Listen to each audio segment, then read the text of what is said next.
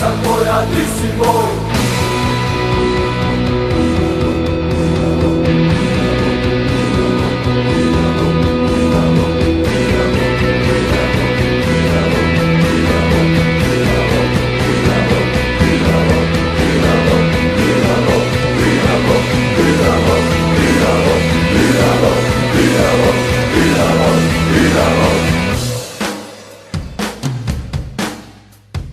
Moja molitva je Dinamo, svetinja, preko Sljemena i Save, čuje me cijela Hrvatska.